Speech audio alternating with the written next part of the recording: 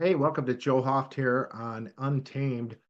Glad you're here. As always, happy Monday. All sorts of stuff going on in my neck of the woods. I guess in Orlando this morning there was a tornado, so not far from us. Anyways, hope everybody's safe and hope you are as well. Lots going on. Again, another busy weekend. Lot to talk about. And I was just on Tina Peters' show here moments ago. Maybe you happened to see that. And it's an honor to be on that show, to be, helping her represent her while she's in prison, wrongly imprisoned. Outrageous what they did to that beautiful woman. That's really one of the most disgusting, most communist things I've ever seen. Take an innocent old woman, I shouldn't say old, she's just beautiful. Tina's a beautiful woman, and throw her in prison. That'll stop them, the communists say. How disgusting. This is really disgusting. Thank the Lord Jesus for President Trump and winning this election. And now we've got to fight like crazy. We've got really about what, a year, like some people are saying, maybe a year to get everything fixed because we've got an election in 2016. If we don't get those things fixed right away, we are in a lot of trouble. Anyways, lots going on. We're going to start off. I want to note, and I'll probably be sharing this over the next few weeks, that I've been invited to an event in St. Louis. It's actually St. Charles County. I know exactly where this place is. It's a Drury Inn in St. Charles County, just across the Missouri River there in St. Louis. I used to live out in this county years ago. I've had a couple of houses out in this county. Anyways, it's an honor to be invited there by United Sovereign Americans. They're holding their annual event in early April. The information's out at joehoff.com. It's also available at United Sovereign Americans. The keynote speakers will be myself and Ann Vandersteel. That will be an honor. I just sat beside Ann recently here in Vero Beach, Florida, where my brother Jim received an award from Able Child. Um, Ann and I had a great time, just really a great evening. Jim gave a great talk, as well as the other guests from Reform Pharma, Bobby Kennedy's group, two women there, and a doctor from Florida who talked about standing up against the COVID mandate. So that was fantastic, and again, it was an honor to be there alongside and sitting alongside Ann. That was great, and we had a great discussion. Now, her and I have been invited to this event in St. Louis. I'll say it just in case you're not familiar with the area. It's going to be a great weekend. It's Friday night, Saturday, and Sunday, ending at 5, although there's a dinner Saturday night. Sunday ending at 5. It should be a great time. A lot of information. These guys have done a great job. United Sovereign Americans have had both Marley Hornick and Harry Hari on the show. They're both really smart, really got a great idea. After the 2020 election, they wanted to go with the lawfare, and Harry knew how. He knows the Have Act inside out. And so they've set up a number of cases across the country still in place before this election. We've got to clean up our elections. We all know it. And so it was really comforting knowing they had this great idea going over here. I had a group, Fate 2024.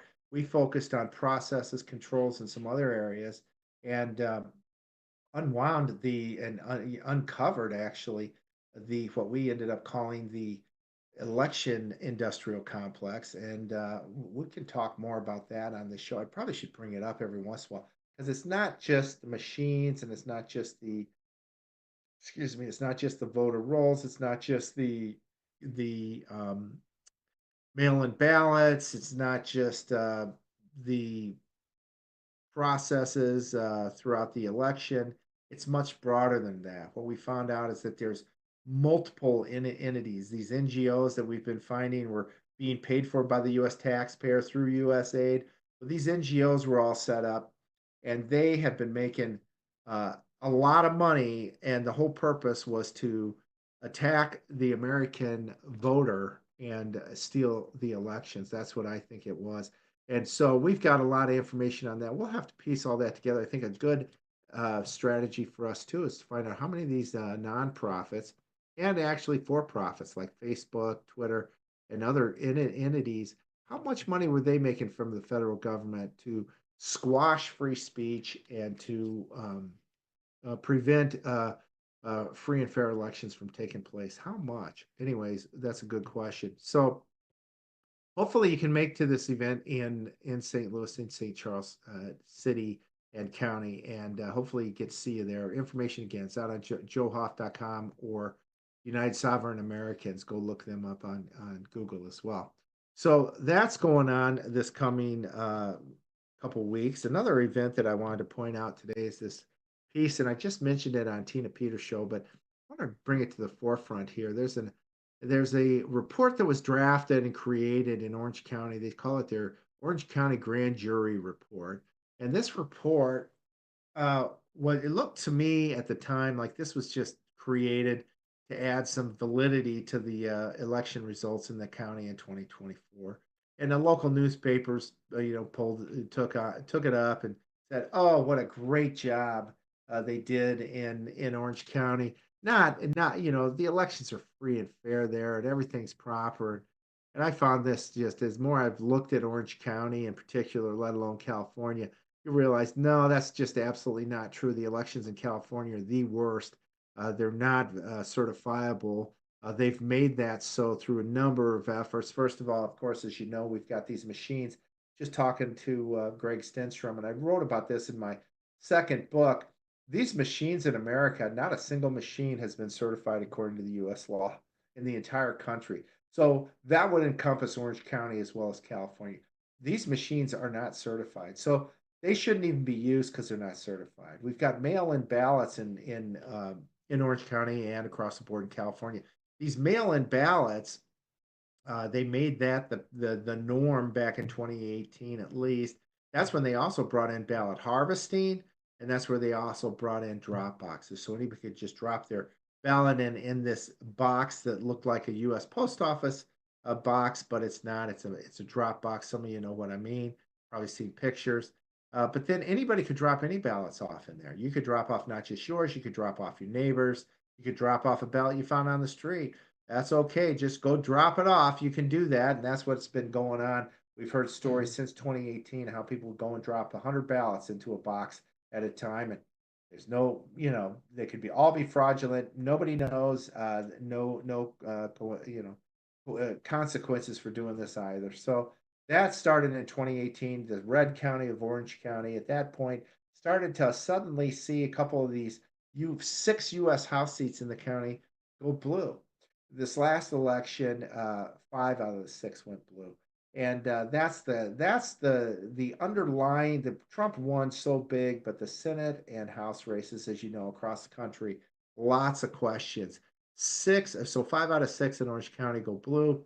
The problem is, this report says, oh, everything was fine. I looked into it last night and put this piece together because I believe tomorrow they're going to be discussing it in the Orange County council meeting, some type of meeting there, board meeting in Orange County. And I wanted to put this together to bring to their attention. The report's not really clear. We're not really sure who wrote it. We don't know who participated in it. They say the grand jury. Who is that? Is that a bunch of fourth graders? Is that a baker and a butcher and a bus driver? Who is in this group that is putting together this report saying everything's fine in Orange County? Do they really have the skill set to do that? Why, instead of going to this grand jury of a bunch of people that could be anybody without the skill sets, or maybe it could be a team of auditors. We don't know. They won't tell us, which isn't good. And they always blame it on, well, we've got to keep this stuff confidential, or people would be, they'd be threatened, or whatever they want to say. But we don't know who wrote this thing. It's coming across very, very, I guess, affirmative and complimentary of the work that was done in Orange County in the 2024 election, which is kind of crazy because we know just what I've already mentioned, just with the ballot situation, whether everybody gets a mail-in ballot, that they have drop boxes, ballot harvesting. We also know they passed a law for this past election that you can't ask somebody for their ID when they're voting. It's against the law, which is totally fraudulent. It's like no, that goes against everything about a good, orderly, and transparent election. You can't do that in California. That's outrageous. And then another law they passed this last election was to say If you challenge anything in the election process, you're an observer, say, "Hey, that signature doesn't match. That's a line," or "Hey, that signature's typed in." Like we've heard incidents in Orange County. No, they can they approve them all. If you say anything, then you can be arrested for interfering in the election process. So that's a new law in California as well. And then, of course, they push through these bogus types of audits they call risk limiting audits, where just a travesty. Like I mentioned to Greg Stenstrom on the show before this, risk limiting audits are basically walking into a bank, doing a bank audit by going over to teller number four's drawer, counting the number of $5 bills, and tying that to her record for $5 bills. If it matches, everything's fine. The entire bank is fine. Out of 10 teller drawers and a safe in the back, must be fine. We checked teller 4 or 5 drawer for $5 bills. It's insanity. That's not the way things work. It's stupid, and that's why it was put in place so that fraud could be covered up. And so, anyways, I challenge this report. I say it looks more like something that was put together to try to add some validity to the uncertifiable election results in Orange County, but we'll see what happens. But that's just a piece I wanted to bring to your attention today. Keep your eye on that subject matter for sure. Uh, Thirdly, I wanted to bring up another piece that's kind of been getting some traction in the news. I just reminded people in an article over the weekend that this voter mule topic that's now seems to be pretty hot. Elon Musk is talking about it. That all started with an article that I put up at Gateway Pundit, which, like a lot of these subject matters, really started at Gateway Pundit with some piece that I might have put up at some point in time. A guy by the name of Chris uh,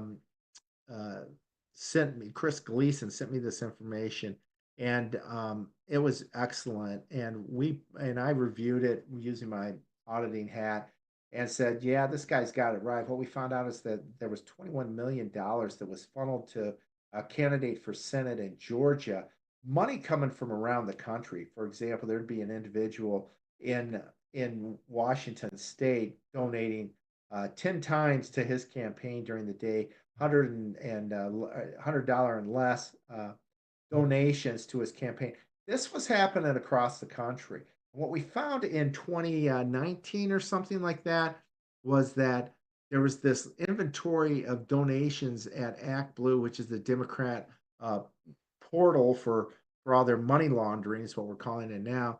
And the number of these people were not employed. We're like, how can this be? We had the lowest unemployment in 50 years in 2019, thanks to Trump's economy. How could this be? Well, it turns out that the people that were donating were elderly. James O'Keefe stepped in and he looked into this and he found that what's going on here. It looks like it's these people are elderly. They don't even know that their name's being used for donations. Anyways, got a clip here from James O'Keefe. Let's play that. That came out after this original report. FEC data shows that some senior citizens across the U.S. have been donating thousands of times per year. Some of these individuals' names and addresses are attached to over $200,000 in contributions. We went and knocked on a few of their doors to corroborate the data that we received. We're wondering if these donors are victims of what appears to be a money laundering scheme. Cindy No of Annapolis, Maryland, who in the year 2022 allegedly contributed over 1,000 times to Act Blue, totaling $18,849.77. That means Cindy would have had to donate 3 times a day, every day, for the whole year. My name's James O'Keefe, and we're doing a story on the number of people that have donated. You did donate to ActBlue, right? Once in a while. What about $18,850? No, I don't think so. You know people are using your address? I don't think so.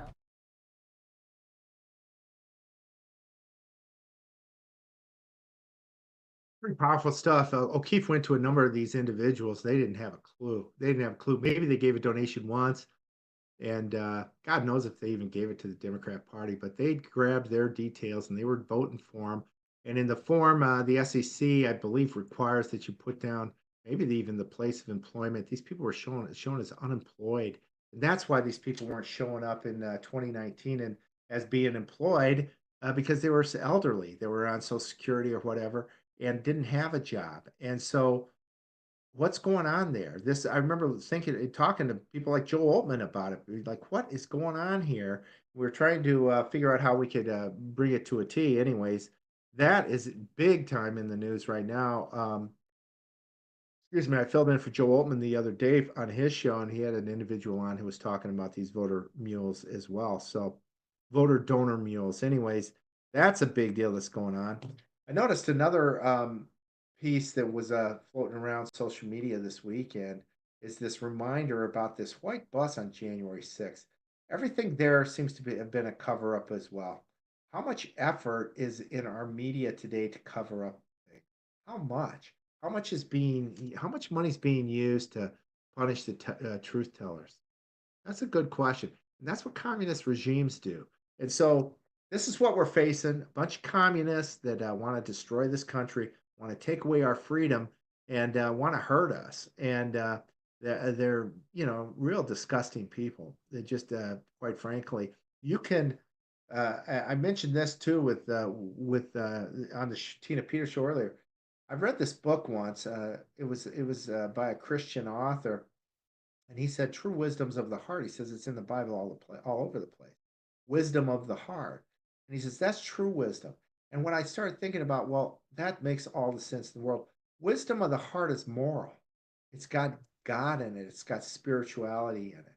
I mean, you can be without that and be smart and try to figure out ways to do evil things. For example, the Nazis in World War II figured out that they could just kill Jews by gassing them and then burning their bodies in furnaces, and they could put together a system to do that. That's There's some intellect that was involved in that, but there's no morals.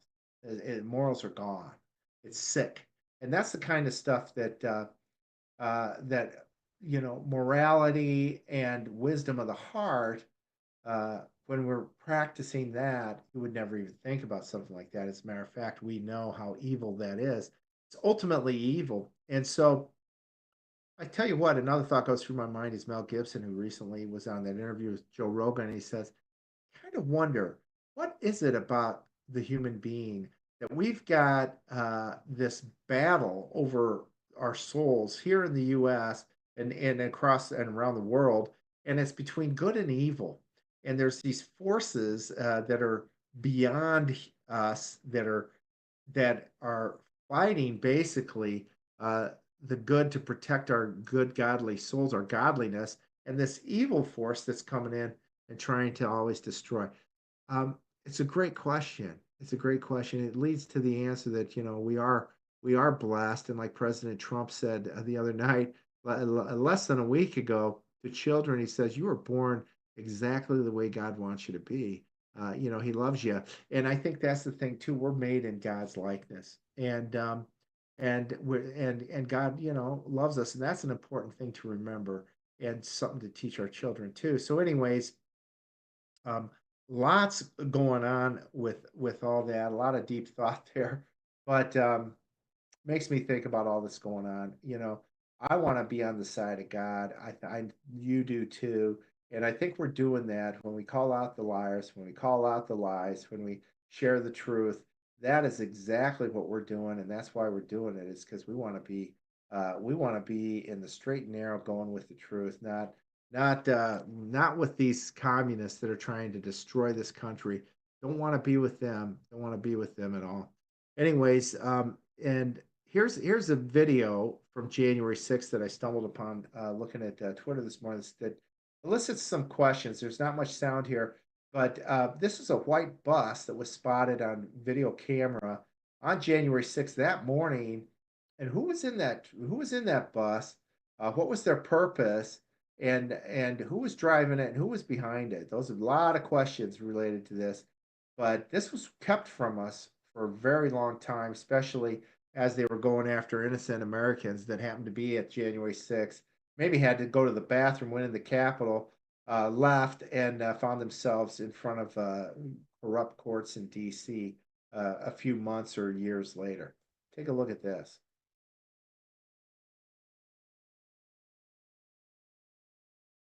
Pull this up in a moment. This doesn't have a lot of sound, but we'll see if you can grab this. One sec.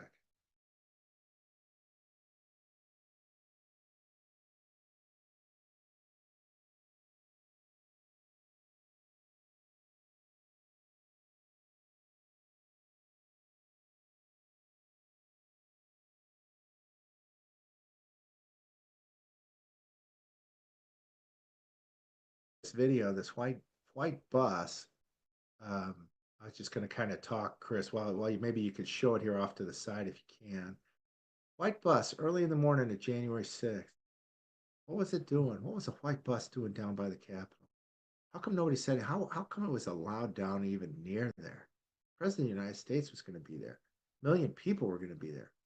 What's going on? That there's a white bus. You'll see it come into the picture here, and it's really the only moving thing. And they're showing this. Like, what's going on? Why is the white bus allowed down near the Capitol? Who's in it? What's its purpose? Who are the people that are in it? Big questions. Anyways, this video goes on, and there isn't much sound to it. So, but this coverage was not shared until years after January 6th, I believe, 2-3 years. So yeah, what's going on? These are cameras at the Capitol. I guess they're maybe even automatic. They'll just zoom in on various things, and they captured the bus that was outside the Capitol. What's going on? That was early in the morning. Who was so sinister to be doing that? How come our government can't tell us that? That's the biggest question too. Why don't they tell us what was that all about? Why can't they say, "Oh, we caught them. This was a bunch of guerrilla warfare actors from Honduras"? No, what? These were actors from Ukraine. No, they don't say that. They don't tell us anything about it. As a matter of fact, they tried hiding it. So that then again is a clue. What's going on? What is really going on? I mentioned that earlier about people going in and having going to the bathroom on January 6th. Well, there was no porta potties outside, somebody told me. I think that was strategic. I think that was an effort to force people to go inside. They'd have to go to the bathroom. And then some of these people, I've even talked to some people about that. We're going to have a couple of January 6ers on the show this week that they went in the Capitol because they had to go to the bathroom. And it was cold outside and there was no other place to go. So lots of information there. Pretty wild. Anyways, all sorts of stuff going on. We can talk about that January 6th for ages, but we've got a special guest coming on today. It'll be the first time on the show. We're going to take a break here in a moment, but before the break, I want to bring something to your attention. You'll see this ad here during our break. It's from the Oxford Group, and what we're advertising there is this how the smartest investors in the world aren't buying oil stocks, but they're collecting mailbox money or from oil royalties instead. I'm talking about passive income that shows up month after month, starting with as little as $25. Visit hoftoilboom.com. That's HOFTOILBOOM.com to discover how to tap into the monthly royalty checks from America's most productive oil basin. You don't need to be wealthy or connected. All you need is a regular brokerage account. Again, that's hoftoilboom.com. I mentioned it here in one of the ads during the break. But anyways, give that some attention, and we'll be right back with a special guest here. First time on the Joe Hoff Show right after this.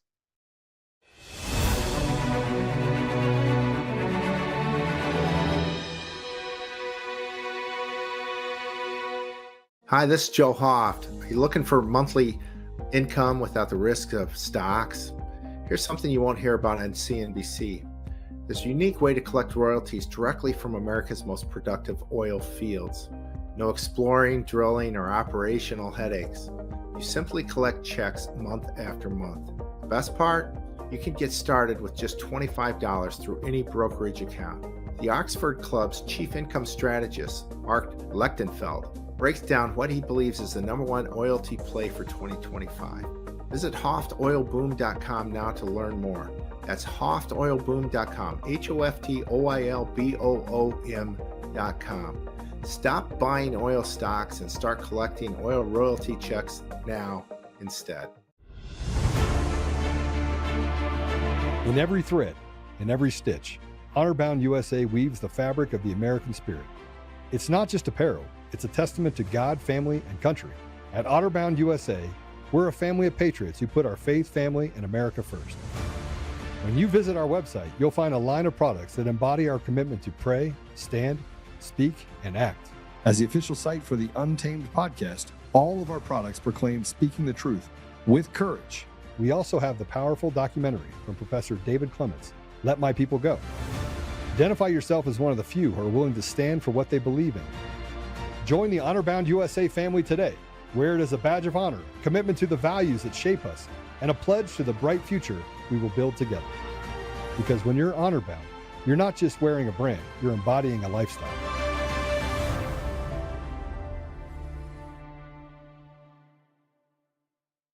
Hi, I'm Joe, Supreme Leader of DCF. What is DCF, you ask? We're the best damn sandwich shop in the universe. Do we sell hoagies? Well, we're DCF, and the F doesn't stand for hoagies. We got 9mm sandwiches, we got beastly baguettes, and we toast buns like no other. Looking for training on bun safety? We got you covered, and our ranges are the best place to test out your new not sandwich. So get your buns out, cause the sun's out, and let's party!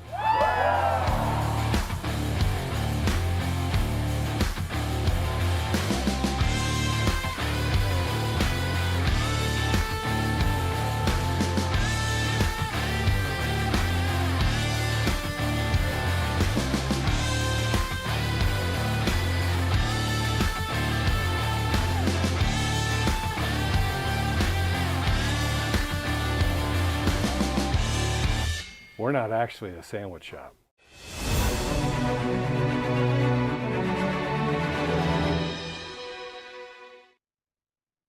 Hey, welcome back to the Joe Hoff Show. Thanks for being here. Glad you're here as always. Appreciate all your support and all you do in helping us to make this thing so successful. I've got a guest here. I haven't had her on before. She's a doctor, and we've got a lot to talk about. She's from California. And so without further ado, let me welcome to the Joe Hoff Show, Dr. Carol Lieberman. Doctor, welcome to the show. Thank you so much. So you are from California, and you Well, mentioned that during. let me just Yeah, correct that. I should have yeah, said I'm originally from New York. See, I'm proud of oh, it that I'm originally from New York. So I just want to make that little correction. I live in California now, yes, and now, but okay, great. Well, why my don't you heart is tell us a still in little New bit? York. Yeah, tell us a little bit about yourself, your history, and be really interested in hearing about that. Sure. Well, the reason why I make the point of being born in New York is because, well, for one thing, because that's where 9/11, happened most. That was the main attack.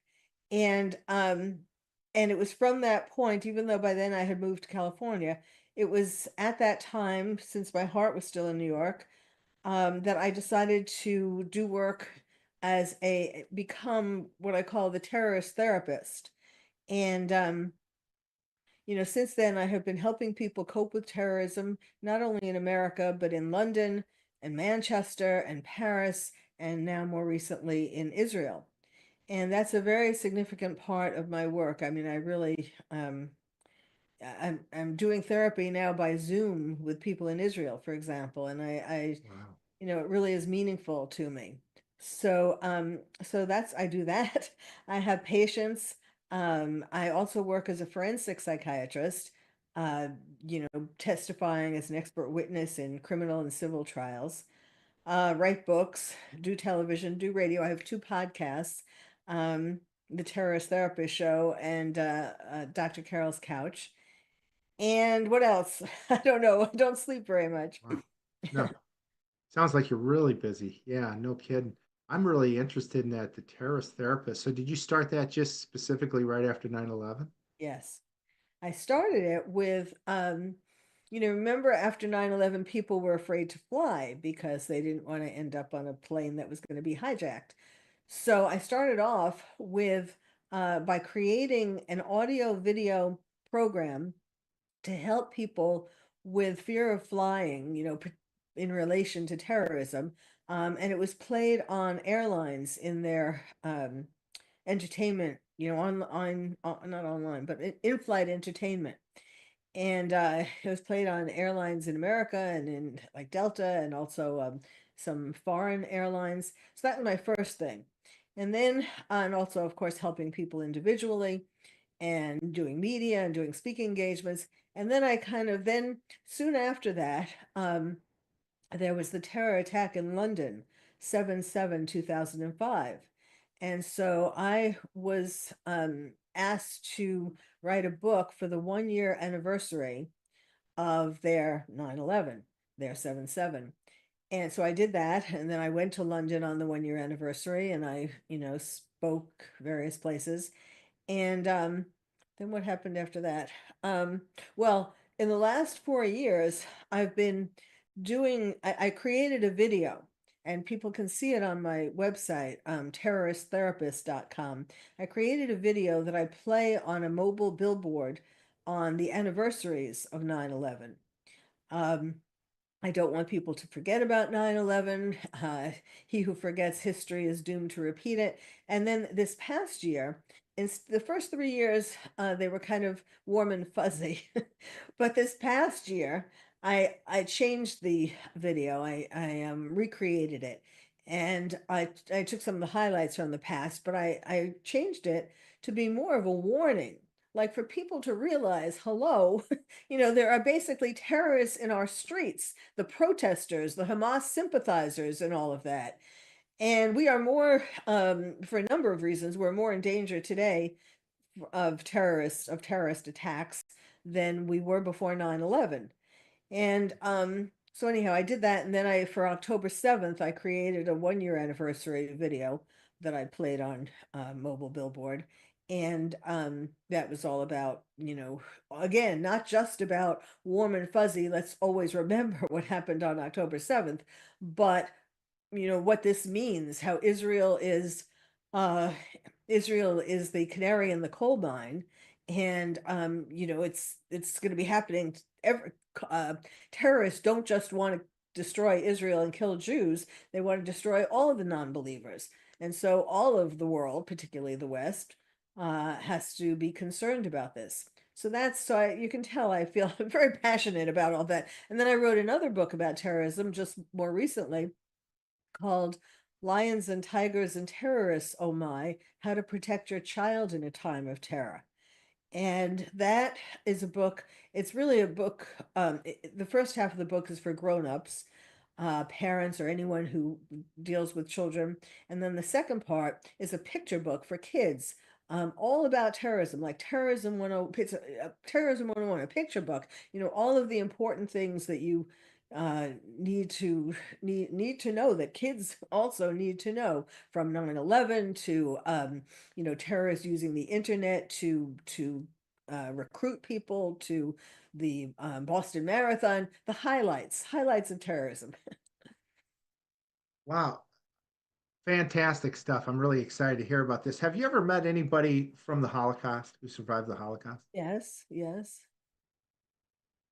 Yeah. Anybody close to you or no? No, I mean, my parents or grandparents weren't in Europe at that time. Mhm. Um, so it wasn't anybody close to me, but of Yeah. course, um, I mean, I feel that all of these people are close. I mean, I feel a Right. connection to all of them. I met a lady 20 years ago, roughly. And my daughter was in high school, and she'd invited this lady to come speak. And the lady, her name was Maria, and she was a survivor of the Holocaust. And so I went to pick her up. My last name's Hoft, good German name, I guess. Uh, And they double checked who I was and stuff, and I picked her up at the Holocaust Museum in St. Oh, Louis, yeah. and gave her a ride to the high school. She talked in this classroom, amazing discussion. Sat in the back and listened. I was just blown away. She showed her tattoo of her number on her arm. She told her story. It was fascinating. She said one thing is, I never say, well, it can't get any worse than this, because she said Mhm. they were in the ghetto, they escaped the ghetto. They got thrown back in the ghetto. They shoved, like she said, let's, I don't remember the exact numbers, but like 100,000 people in an area for 20,000. And then they started shipping them out. And she was saying, no, it can't get any worse than this. And she first went to Auschwitz Mm. and lost her dad, never saw her dad again. Um, Went with her mom the whole time. They somehow survived Auschwitz and then were shipped to Dachau, she said, and talked about the day that they were relieved by the Brits. And she was with her mom was real sick. They were both real tiny, thin, and they both went to the hospital. Her mom for maybe a year. They did see her brother again, but it was a moving story. I remember asking her a number of things. Did you forgive these guys? And because we had a chance, her and I, just to go grab a bite to eat. I bought her some lunch before I brought her back, and she said no. And then she changed her mind. She said, "Yeah, you forgive them, but you can't forget." Like you were saying, you can't forget this stuff. It's if Mhm. I think that was her mission there. She started writing poems and they were beautiful. One of her poems was on shoes, and it's about how you had to take your shoes off to go into the shower. They're telling you, just when you get a shower, you've been on a train, we're going to give you a shower. And the showers were really the gas chambers. Yeah. And her story was about the shoes and how they were all lined up and people would tie their shoes together, things like that. And just an amazing story. I've never forgotten it. I found that real fascinating. That she says, "Well, you can maybe get to forgiveness, but not, Uh-huh. but you can't forget." And she was even saying then that there were people talking like in Iran and other places that the Holocaust never happened. That's just a big lie. And and she didn't want that. She didn't want that untruth to be told. Yeah. Uh-huh. Uh-huh. There's an exhibit of the October 7th event, attack, that has been going around. It was in Los Angeles. I saw it. It went to Florida also. I don't know whether it was Miami or where, but and then it was going to go to some other place. And so it had, uh, it was very, very moving because one of the things that they had actually were shoes, which represents the people who died, basically, that they ran away. They ran away, tried to run away from the terrorists, and their shoes were left. It was I mean, I know what you're talking about. It's just such a moving way of uh, moving evidence, really, of the death of all the people. One of the things that's so interesting is that people who survived the Holocaust um, ended up having really fulfilling lives, more fulfilling and doing more than the average person, because I think they were so grateful to have survived that they had this spirit, this strength. Hmm. Well, she ended up marrying a man who also survived Holocaust, and he was an accountant, and he had passed away by the time I met her, and she was happy to hear that I was an accountant. Fine, and was so that was neat. But yeah, she moved on, had kids, and they moved to I believe maybe directly. I don't know if it was directly to St. Louis or not, but that's where they landed.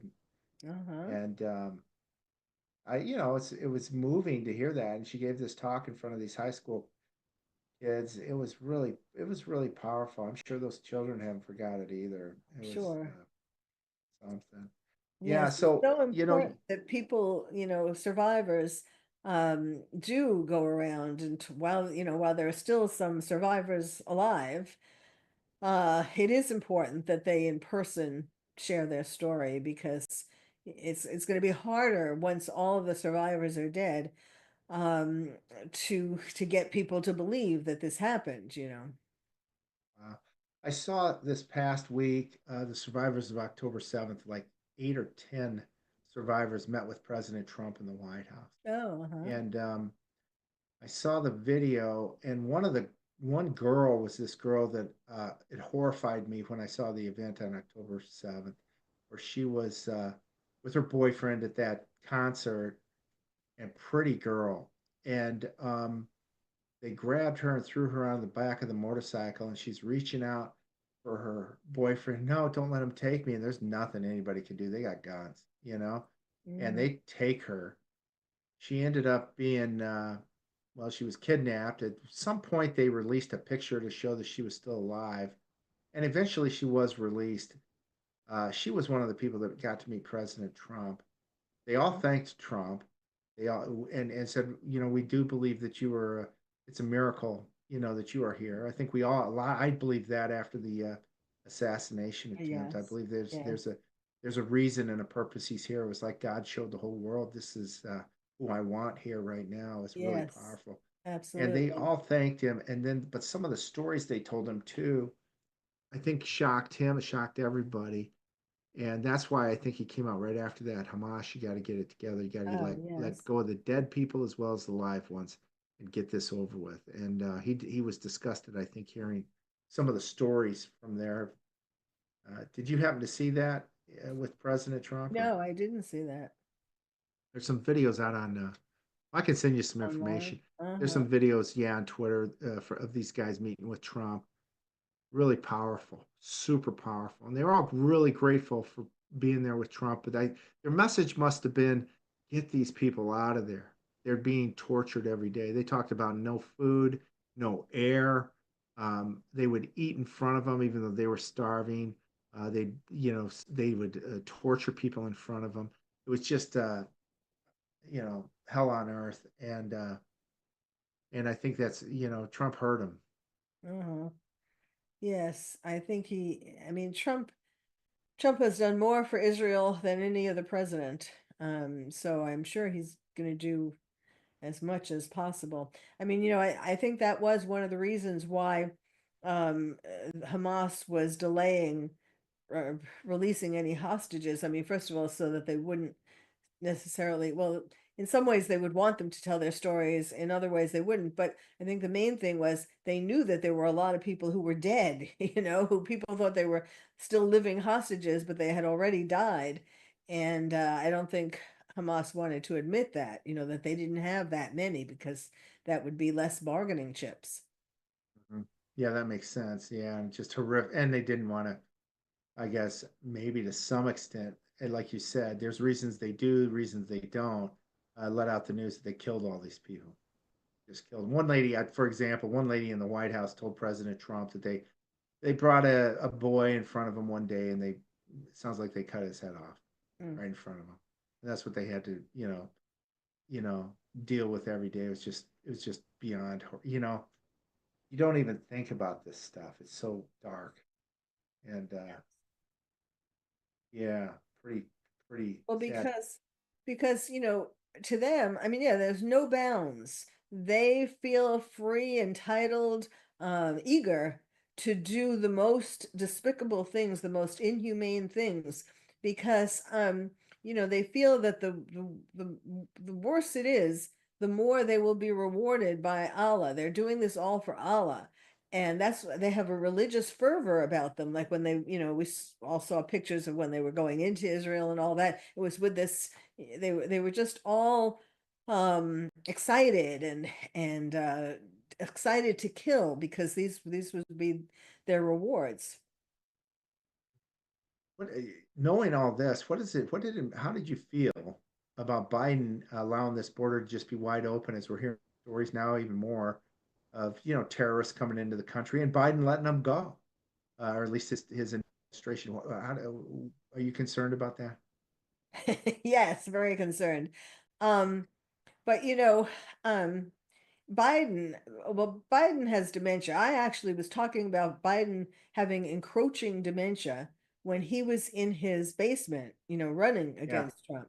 I right. was trying to warn people that, already you could see the signs of at least encroaching dementia, um, wasn't full-fledged dementia yet, but I think we've kind of course, we've seen it get worse and worse throughout his presidency.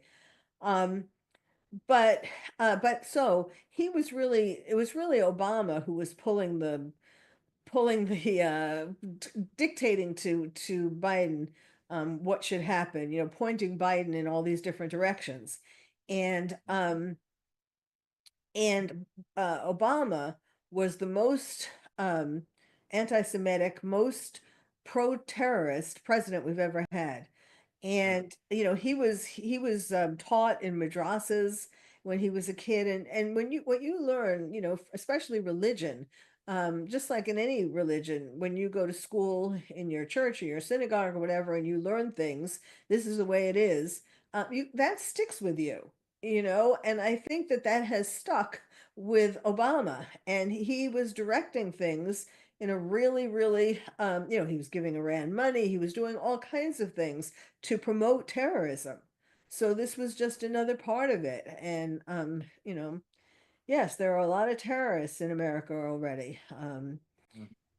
Also Yeah, the 80,000 that he exported from Afghanistan, and of course the Afghan surrender. I mean, all of that, it's all the opposite of what you would think one would do if you cared about America.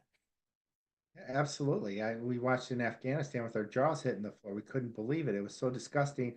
And I remember, one of those Americans that got blown up at Abbey Gate was from St. Louis area, and I remember talking to Oh, him or his dad, huh. and they're just disgusted with what happened. I didn't even know the term Abigate until that one parent stood up at one of Biden's speeches and said, I can't remember what they might have said you're a killer or whatever, but they Yeah. wouldn't allow these soldiers to stop that truck. That truck came in and they couldn't fire at it based on their orders, and that truck killed hundreds of people. There were just 13 soldiers, but there was people at that wall that just Yes. got, you know, destroyed as well through that bombing. It was terrible. Yes. And it was just terrible. Everything about Biden was well, it was anti-human, it was anti-US, it was destroy the US. And it, like you said, we don't even really know who was running it. It appears it was Obama and others. But what a nightmare this 4 year period's been. Yes. Um, I mean, when that first happened, when the surrender first happened, um, I was talking about how it had to do with Biden's dementia. But then the more I thought about it, and the more other things happened, and the more I realized that really this was another part of Obama's directions. So it's just all we barely escaped, America barely escaped this what was happening. If Biden's rule, his term would have gone on longer, I don't know that America would still be here. I don't think so either. And we've got to work really, really hard. How do you help the families or individuals that are, suffering from trauma or PTSD or whatever after a terrorist event? What are some of the things that you tell people? Can you share? Well, first of all, um, it's important to get them to talk about it. Even though it's really hard. Obviously, you can't sort of make them talk about it. You just have to be an open ear, and make a safe place, but for them to feel safe about talking about things. So, like, for example, the um, the people who I'm working with who are in Israel, um, and each one, it's so interesting. Each one has a different kind of story, but the longer you talk with them and the more they feel safe to tell you what they really feel, and the more that comes out, the more they, even though it's horrible to remember, but I mean, the thing is, in Israel, they're always remembering it. They're in Israel. There's still attacks happening in Israel. We don't really hear it so much in the mainstream media, but there are bus stop attacks and things like that. And so anyway, they feel um more able to get it off their head. And then also I talk about for children, um the important thing for children, I mean, they're not going to just talk to you like an adult would and tell you, I mean, depending upon their age and depending upon how psychologically mature they are and all that, some of them will, but most often you have to bring this out of them, like by doing other kinds of things, like by um, having them draw pictures, and you don't tell them what to draw necessarily. Sometimes you might, but you just see what they draw, and you see, typically they might well draw the bombs, but they don't. It isn't necessarily um, a direct picture of a bomb or a kibbutz being attacked. It's something that is sort of symbolic of it. So you have to like think about it, like if there's a lot of black on the page, like from a bomb exploding or something like that, or like in America, with 9/11, kids were drawing airplanes. Um, and so you might think, oh, well, they're just drawing an airplane, but no, this is because they're still thinking about the planes that crashed into the buildings. And then I talk about asking kids about their dreams and playing with puppets and toys, stuffed animals, for example, using these kinds of things, even emojis.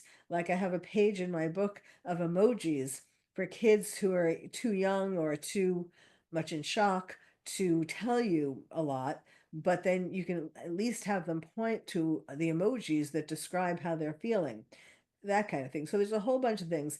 And kids will feel, and to some degree adults, but kids will feel um mad, scared, bad, uh afraid, scared, mad, bad, um they kind of fit into those categories. And so it's like it's slow work. But the thing that adults need to realize is a lot of adults think, oh, when I first brought my book out, that one for children, and like I'd be at a book festival, for example. And so a parent would come over to my table and they'd say, a book about terrorism for kids? What? And I don't talk to my kids about terrorism because, that's too scary. And that's kind of the whole point. That is why I wrote it, because parents do feel awkward. I say that talking about that terrorism is like the birds and the bees of our century, you know, um, because it's parents feel awkward talking about sex to kids in the same way they feel awkward talking about terrorism. But it's something that they have to talk about because it's a fact of life, just like sex. So so then when they would pick up the book and start looking through it and seeing that really the pictures aren't very, aren't that scary. And I talk about how a terrorist is like the bully on the playground, and how they want to make you do things the way they do things, or make you do things that they want you to do, that kind of thing. And how you can deal with that.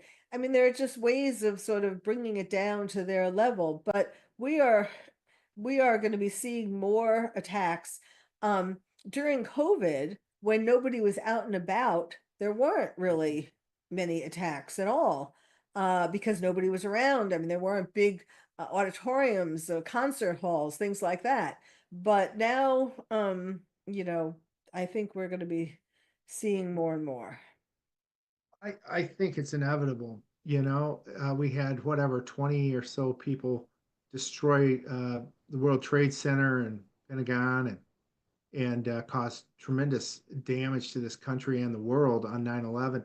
So what can a couple 100,000 terrorists do in this country? And that's what That's concerns right. me. I mean, Yeah. like, what's going Well, on here? This is insane. They're y- letting terrorists in here. yeah. Shocked. Yes, yes. And I was trying to say about Biden brought over 80,000 Afghans, and they certainly couldn't do a good vetting of them. So not all of them were friends of America. So that is a big, problem waiting to happen. Um, yes, of course, the more potential terrorists we have here, the more dangerous it is. Yeah, and I think, and we don't even know. And we did hear last week, Tulsi Gabbard mentioned down on the border that they just that Biden found out that a bunch of these guys that crossed the border were terrorists on the terrorist watch list or whatever, Yes. were terrorists, and they let them go. So Yeah. like, who does that? Nobody, only those that want to destroy the Exactly. country. Yes, And that's what we've exactly. seen. Now we finally got some sanity back, some So there's a lot of work to do for Trump and his team.